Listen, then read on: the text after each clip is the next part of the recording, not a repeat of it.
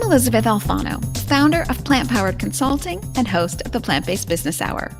As part of the Vegan Museum Presents, here's a brief interview with Advisory Council member, author, and founder of Main Street Vegan, Victoria Moran. I went vegan to finish the job. I had gone vegetarian in my late teens, and I heard about vegan a few years later, and it just seemed very, very hard. And I tried for quite a while before I finally managed to do it.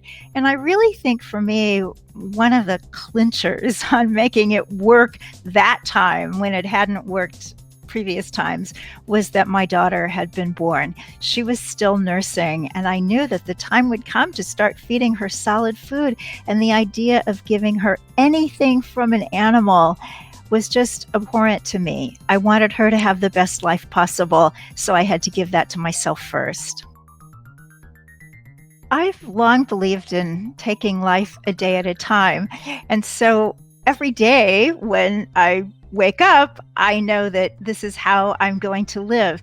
In terms of a specific moment, I think it was really many years in when I realized, gosh, this is who you are. And I identified as vegan the way I had identified as vegetarian previously, and the way I identify with other things in my life that are important to me. And now I can tell you I wouldn't go back for $1 million.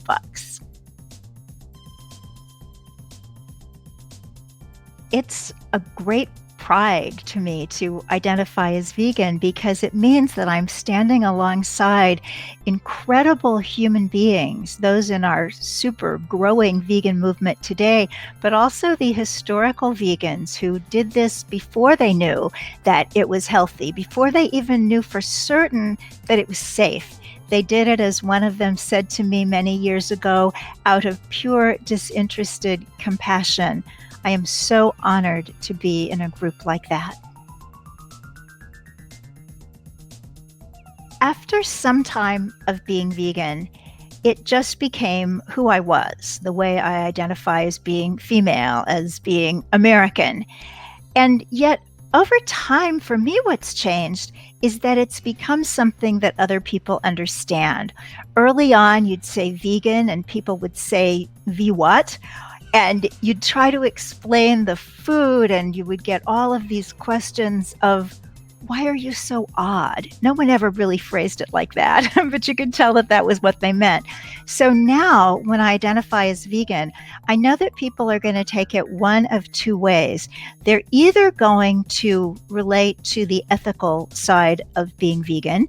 They'll either admire that or think it's too much, or they'll identify with the health side, and they will explain to me that they're doing better too. They're eating less sugar. They've gone gluten-free.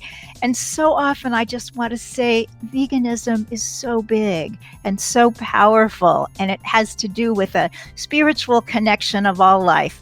But when they just say, wow, you must really be healthy, or, oh gosh, I love animals too, I say, cool, it's wonderful to be vegan.